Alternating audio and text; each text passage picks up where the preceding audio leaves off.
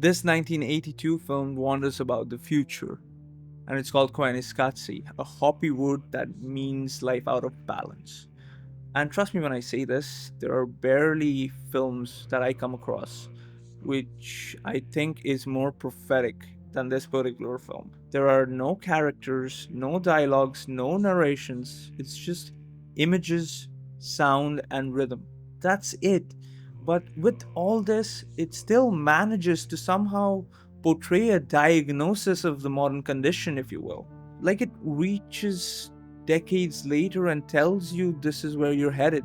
And when I first saw it back in 2019, I was not expecting this film to hit me that hard. I got to know about this film through Christopher Nolan's top 10 recommendation for Criterion, I think. And I thought, okay, this is an experimental documentary. I'm new to this. I don't understand what that means. Must be cool. When the end credits rolled, I came out as a different person. I was haunted and I was alarmed, to be exact. The images stuck in my head and I couldn't get it out for weeks. And as a matter of fact, I still have those images in my head where the grandeur of the landscapes, the speed of the cities, the relentless pulse of Philip Glass. It didn't explain anything. It didn't even try to explain anything, but it kind of stated and showed me everything that it needed to.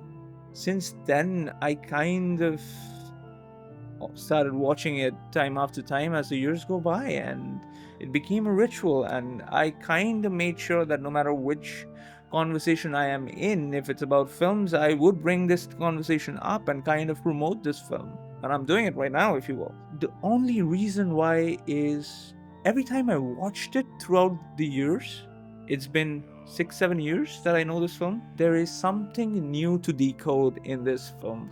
As if this film evolves with you. And maybe that's why this film matters today. Like, if we look into our own lives today, we have the phones in our hand, our life pace is fast as fuck. And the technology kind of structures everything. Is the imbalance, but it's magnified. So today, I want to revisit this film not just as a cult classic that people might like, but also to delve into the aspect that why this film still feels so urgent. And I will come back to the claim that I did that this film warned us about the future. But the question that comes right now after saying that is we are in the future right now, but are we listening?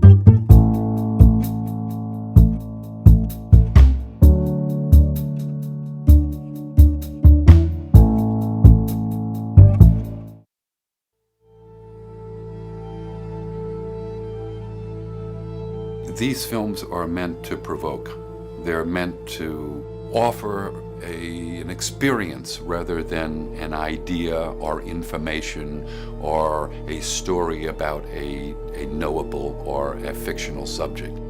If you can put yourself back into 1978 and looking at those images, several generations have grown up looking at those images, but in 78 they were extremely startling, and it was like looking at the world for the first time. That's why Koyaanisqatsi has no narration, no talking heads, if you will. It speaks with the Esperanto of images. The cinema has wrestled with this particular problem throughout its existence, if you will. Should films explain or should films show? Tarkovsky called these kind of cinemas sculpting in time. And Reggio pushes it further. It doesn't sculpt the story, he sculpts a perception that you cannot break. The rush of cars, the collapse of buildings, the slow breath of clouds. These images bypass the rational mind and land directly in the body. Psychologists might call this dual coding, images and emotions fusing together, seared in memory faster than words would ever do it. And here's the thing, words age. It belongs to an ideology, a time, a context. A talking head from 1982, a documentary, if you will, might outgrow its place and time, but Koyaanisqatsi still feels prophetic because images float across time. It can be reinterpreted. Walter Benjamin once said photography reveals the optical unconscious, the things we couldn't see until camera showed them. Reggio takes that insight and makes it visceral. In his slow motion footages of computers, we don't just see people walking, we see ourselves automated, insect like, stripped of individuality. And this is where the technical brilliance comes in. Ron Frickel, the cinematographer, pioneered custom rigs for time lapse photography, a choice that gave these images almost cosmic clarity. City lights blurred into rivers of energy, clouds roll like oceans, factories pulse with frightening rhythm. None of this was accidental, it was painstaking, every frame composed to make us feel time differently. Editing too was part of this language. Sequences weren't simply cut together, they were rhythmically aligned with Philip Glass's score. Images didn't illustrate the music, and the music didn't decode the images, they fused, inseparable. That's why this film feels so immersive. It isn't philosophy dropped into pretty visuals, it's philosophy made material through the camera itself. Koyaanisqatsi doesn't speak a language, it doesn't speak English, it doesn't speak French, Hindi, or Hopi, if you will. It speaks the oldest language there is to mankind, the images.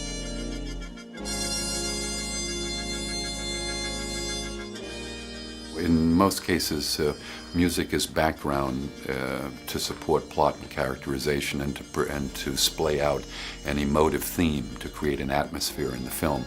And the composers usually are highly professional and do their work under the director's indication and gives that to the director, and the director usually cuts it up. There are exceptions, but that's generally the way it works. When I first met Godfrey in '78, he called me up and he said, would I be interested in scoring a film? And I said, I don't write movie music, which of course is kind of funny right now because I've done a bit of it since then. But, and he said, this was a little bit different. I talk more about mood and feeling. I leave the scape of mathematical contour to Phil. I try to get them on the platform. They let me drive them crazy, and I talk to them, write them papers, give them sheaves of notes, pictures, bring them to my studio, practically weep in front of them, and they come back with beautiful things. This mutual friend called me up and said, look, this guy's from Santa Fe and he's going to stay here until you look at what he's brought. So why don't you just look at it and he can go home? So we got together and we had the afternoon to ourselves. What I saw basically was, I guess, the first 40 minutes of the film. Things like the cloudscapes were there of Koyaanisqatsi and maybe the pictures of the four corners. It's more about a symbiosis, a chemistry. And Philip, you know, I'm sure in some way I probably rave on and he turns it off. But that's okay, he lets me rave on. Actually, Godfrey did a very smart thing. He said, I'm going to show you the movie, what I've done. I'm going to show it to you twice. Once with an electronic score that I've gotten, and once with your music. And he showed it to me both times. He said, and Light's going to be said, well, as you can see, your music works much better. So what could I say? Basically, I had said yes. So I was interested, and I said, oh, this is something I can do. From the first frame, Koyaanisqatsi establishes its world with sound and image fused together. The title appears against fire and smoke, carried by Philip Glass's organ chords and the chant of Koyaanisqatsi. The film doesn't ease us in, it immerses us immediately to a kind of a ritual, if you will. As the camera drifts across deserts, clouds, and rivers, the music lingers in long, sustained tones. It breathes with the landscape, echoes in slowness and scale of the natural world. But then the images shift. Machines enter, cars flood highways, assembly lines churn, skyscrapers rise, and the music transforms with them. The tempo accelerates, the repetition takes over, the rhythmic pulse of glass mirrors the mechanical pulse of the world on screen. The power of these pieces is that you can induce the meaning out of it that it stimulates in yourself. It's like a trialectic relation between the music, the image, and the viewer. The viewer is active participant. And it's about going over the head of the viewer. We're trying to go right into the solar plexus, right into something that is more akin to direct communion rather than going through the metaphor of language. This is what makes the film unforgettable. The sound doesn't sit beneath the images like decoration, it fuses with them. The organs resonate with the desert sky, the choral voices stretch like cloud formations. And when the factory bells churn, the pulsing score makes you feel the pressure in your own chest. Without the music, the film might eventually still remain a documentary if you can work it out in a different way. But with it, it becomes a myth. The image don't just show it, they throb, they breathe, they warn you. Sound and image together, they not only just exist as a film, but they kind of create a modern ritual. At the end of Koyaanisqatsi, fragments of Hopi prophecy appears on screen. If we dig precious things from the land, we will invite disorder. If we keep messing with nature, it will turn against us. These lines weren't decorative. They were the skeleton key of this entire film. That's why the film doesn't use words in a way. It doesn't want to give a lecture. It wants you to feel the imbalance. The slow motion crowds, the time lapse freeways, or the grid, the endless grid, they don't tell you what's wrong. They show you and make you feel that the world is tipping out of balance, out of harmony, if you will. And here's where Hopi traditions matter. In Hopi cosmology, prophecy isn't just prediction, it's instruction. The word Koyaanisqatsi doesn't only mean life out of balance, it also means a way of life that calls for another way of living. Embedded in the word itself is both the diagnosis and the remedy. This isn't far from Buddhist teaching, where imbalance, craving, clinging, excess creates suffering, or Taoism, where forcing harmony creates chaos. Even Heidegger in the West warns that technology isn't neutral, it reshapes our very being in the world. The film stages this shift with brutal clarity. A desert landscape that once felt eternal suddenly cuts to grid of housing development. Nature's flow replaced by mechanical poles of neon and electricity. In 1982, the imbalance was visible and it was a solid message, a solid warning, if you will. But today we fully live in it. The acceleration Reggio captured, the factories, the traffic, circuits, call it if you will, whatever you will. But it has been swallowed by something way faster and grander, if you will, with algorithms, AIs, and networks. The world out of balance is no longer just a warning, but it's the air that we breathe in. And that makes the next portion as important as this portion, where the philosophy of balance wasn't just in the message of the film, but it's also ingrained in how this film was made. Here's the thing, Koyaanisqatsi almost didn't exist. Reggio worked on this for 6 years. He wasn't a Hollywood insider, he didn't have a studio backing him, funding which cares. At one point, Philip Glass even had to do a live performance in a live event of the score so that they could raise enough money so that they could finish the project. The roots of Koyaanisqatsi go back to Reggio's activism with the Institute of Regional Education, mass media campaigns about surveillance control and how images could shift public attention, billboards, radio spots, short films. He was already trying to use visual to jar people awake. Scaling that into feature was brutal. No studio wanted it, no investor understood it. Cinematographer Ron Frickel brought extraordinary technical skill. Glass brought musical structure, but the team had to invent the process as they went. So we spent about 3 years. We had a very leisurely pace.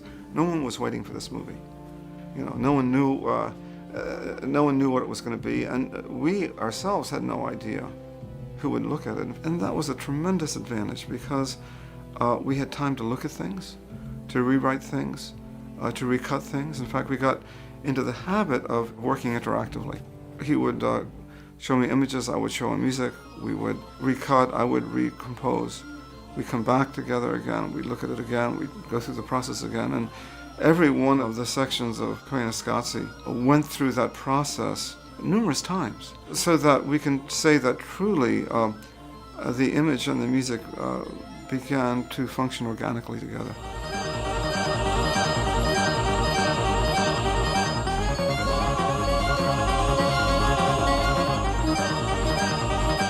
Now, here's the crucial piece about the distribution aspect of this film. It's presented by Francis Ford Coppola.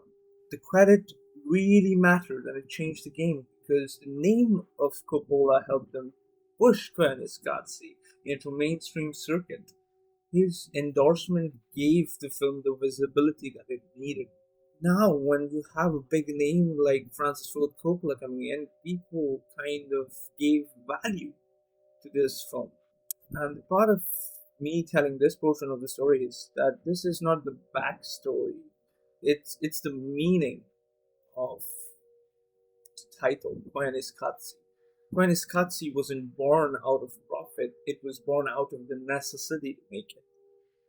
And maybe that's why it feels outside of 1982. And maybe it wasn't supposed to fit in that age, but it was supposed to even crawl beyond in time. One of the strangest and the most fascinating thing about this film is how it changes every time you see it. The desert might be peaceful in one viewing, desolate in the other. The traffic jams might feel exhilarating in one view, but suffocating in the next one. Psychologists call this reconstructive memory. Every time we recall something, we rewrite it. Memory isn't a hard drive, if you will, it's a remix. And films like Koyaanisqatsi precisely use that tactics. They don't pin down meaning.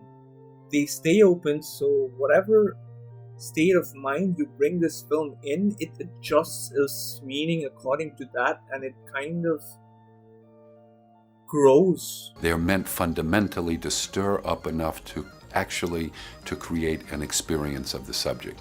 It is up for the viewer to take for herself what it is that means. So for some people it's environmental film, for some people it's an ode to technology, for some people it's a piece of shit, for other people it moves them deeply. It depends on who you ask.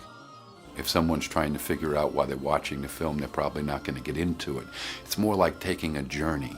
It is the journey that is the objective, not the end place where we are going. That's why it feels prophetic. Not because it's predicted every details, but it reflects the imbalance in whatever situation that it's been seen in. In 1982, some people thought of nuclear anxiety. 90s, people got the glimpse of consumerism. Today, we see AI, climate collapse, and burnout culture in a way. These images changed because we changed. The prophecy isn't in the future, but it's within us. It's in how this film forces us to see the present again and again.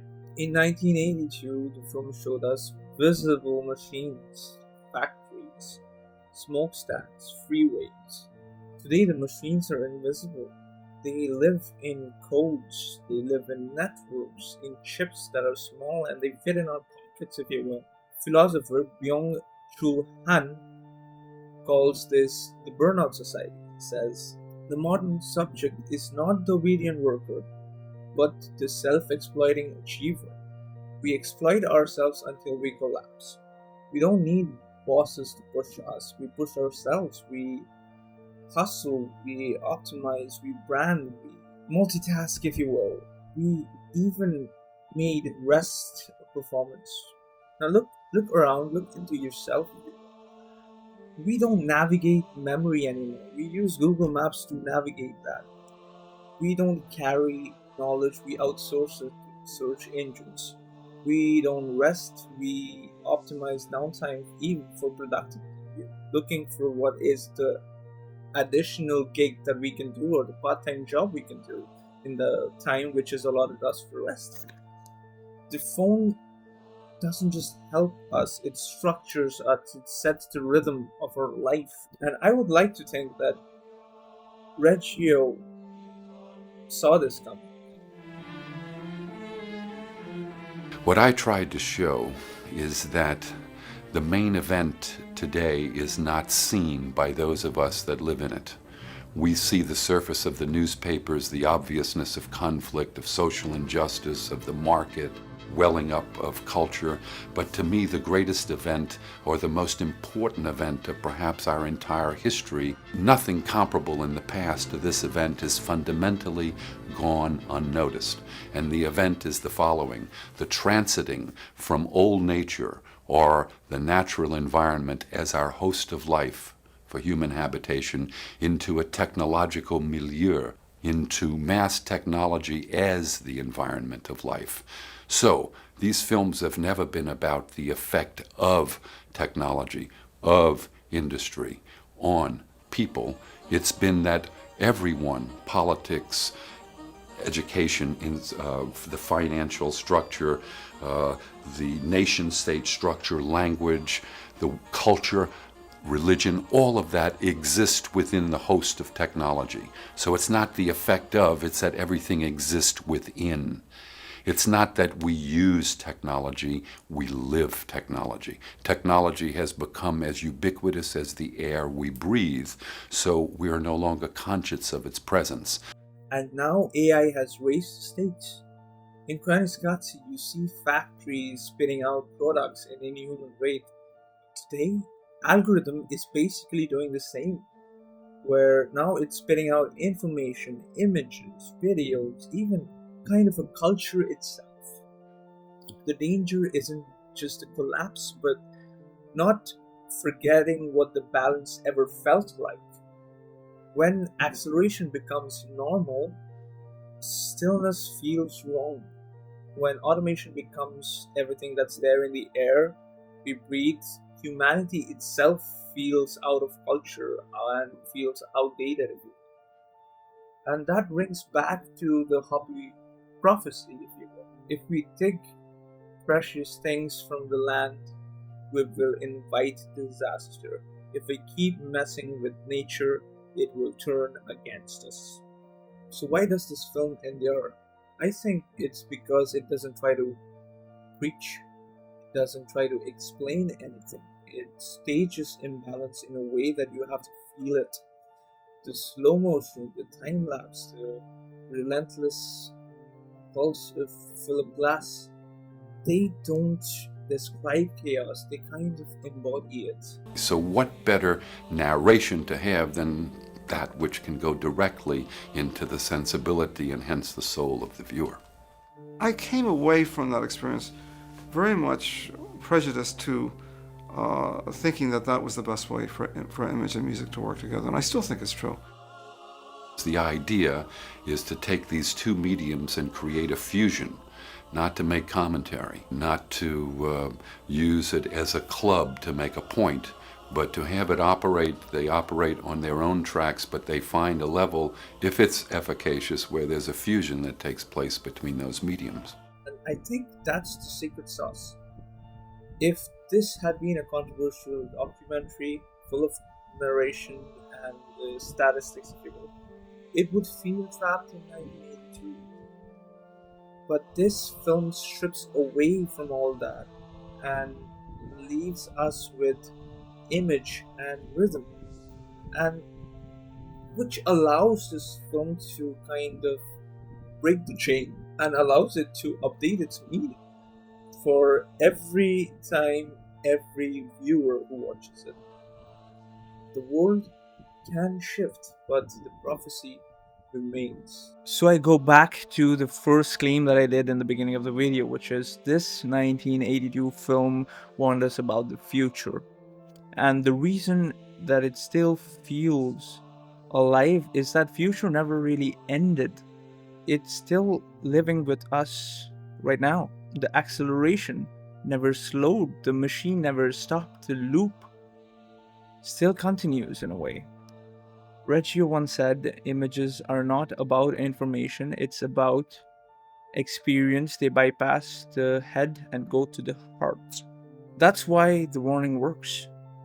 They give us a feeling, and once you have the feeling of that imbalance, you cannot help but see and notice that feeling everywhere. And that's the gift and the curse of Koyaanisqatsi. It doesn't just show a world out of balance, it shows our world. Not 1982, right now, today, our world. The Hopi word Koyaanisqatsi doesn't just mean life out of balance, it also means a way of life that calls for another way of living.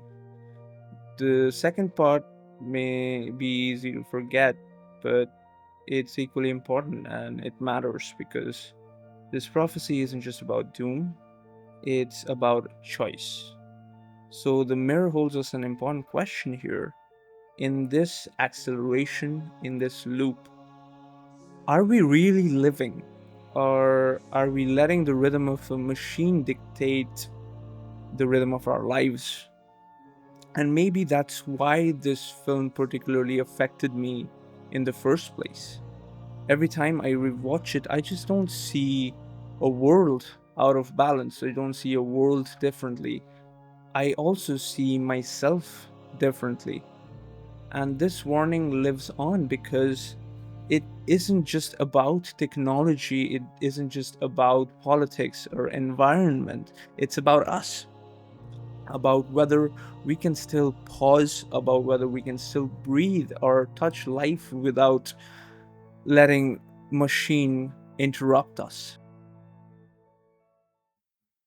And that's my video essay on Koyaanisqatsi. I hope you liked it. I hope this makes you want to watch this film because it's probably one of the closest and most personal films that I have ever had the privilege to watch. And I hope that you have the same experience that I had for 6, 7 years now. And once you watched it, comment down below on what you feel. And if you've already seen it, tell me how you felt. Like this video, and if you like what I'm doing in this channel, then consider subscribing. I know a lot of viewers here who are regular viewers, but they are not subscribed. It really helps me to grow this channel to keep continuing to make videos like this. So yeah, consider subscribing. This episode will be on Spotify as well. The link would be in the comment section. And yeah, I'll see you in the next one.